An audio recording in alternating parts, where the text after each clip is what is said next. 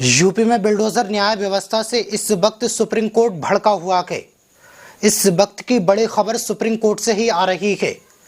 दरअसल कोर्ट ने राज्य सरकार को फटकार लगाते हुए प्रयागराज में गिराए गए घरों को दोबारा बनाने के लिए फंड की व्यवस्था करने के लिए कहा।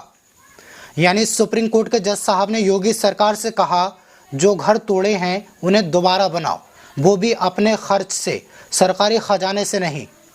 दरअसल योगी के अधिकारियों ने प्रयागराज में बिना कानूनी प्रक्रिया के गरीबों के घरों को तोड़ दिया, जिसके बाद सुप्रीम कोर्ट ने इस मामले को अपने हाथ में लेकर संज्ञान लिया। सुप्रीम कोर्ट ने मंगलवार को बुलडोजर को कुचलते हुए योगी आदित्यनाथ की कड़ी आलोचना की। जस्टिस अभय ओका और जस्टिस एन कोटेश्वर की खंडपीठ ने कड़ी असहमति जताते हुए कहा, इस तरह की बुलडोजर कार्रवाई चौंकाने वाली है और ये गलत संकेत देती है। सुप्रीम कोर्ट ने प्रयागराज विकास प्राधिकरण बोर्ड यानी पीडीए अधिकारियों से कहा, जिनका घर तोड़ा है पहले उन्हें 10-10 लाख रुपए दो, उसके बाद उनका घर भी बनाकर देना होगा। यानी पहले योगी सरकार के अधिकारियों को 10-10 लाख रुपए पीड़ितों को मुआवजा देना होगा, ताकि जब तक उनका घर बन रहा है तब तक वो कहीं और रहें और अपना खर्च इस 10 लाख रुपए से करें। जब घर पूरा बन जाए तभी सम्मान के साथ अपने घर में आकर पहले की तरह रहें।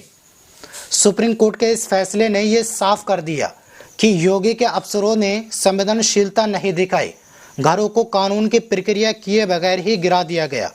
इसीलिए सुप्रीम कोर्ट के जज साहब ने कहा, ऐसी बुलडोजर कार्रवाई ने मेरी अंतर आत्मा को झंझोर दिया।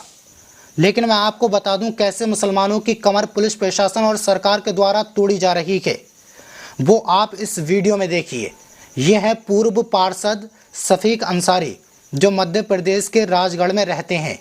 2021 में एक महिला ने शफीक अंसारी पर आरोप लगाया था कि इन्होंने मुझे घर बुलाया और मेरे साथ गलत काम किया। लेकिन इसके बाद पता है क्या हुआ? पुलिस प्रशासन ने ना कोई जांच की, ना कोई पड़ताल की। सिर्फ एक शिकायत की वजह से इनके घर को अवैध बताकर उस पर बुलडोजर चला दिया। जबकि शफीक अंसारी का कहना है, मैंने कहा कम से कम मेरे कागज़ तो आप देख लो, मेरे पास सारे कागज़ हैं, रुको तो ज़रा, थोड़ा मौका तो दो मुझे ये बताने के लिए ये घर अवैध नहीं है। लेकिन पुलिस प्रशासन ने उनके घर को गिरा दिया। लेकिन अब जो कोर्ट ने कहा कि शफीक अंसारी के साथ जो मुकदमा दर्ज हुआ है ये मुकदमा गलत है और इनको झूठा आरोप लगाकर फंसाया गया। हमारे देश का कानून तो ये है, भले ही 100 गुनाहगार बच जाएं, लेकिन एक बेगुनाह नहीं मरना चाहिए।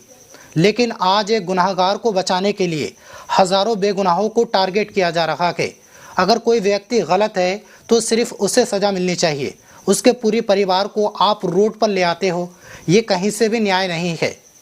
शफीक अंसारी निर्दोष थे, उनके पास घर के सभी कागज़ थे, लेकिन पुलिस अधिकारियों को जैसे ही मुस्लिम नाम पता चला तो उन्होंने बिना जांच किए कार्रवाई कर दी।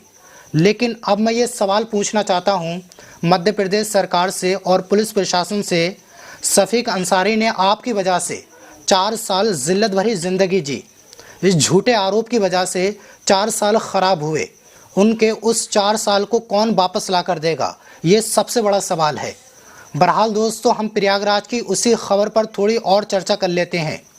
प्रयागराज में सरकार की तरफ से जो बुलडोज़र एक्शन लिया गया था वो गलत था। मनमाने तरीके से गरीबों के मकानों को ढहाया गया था।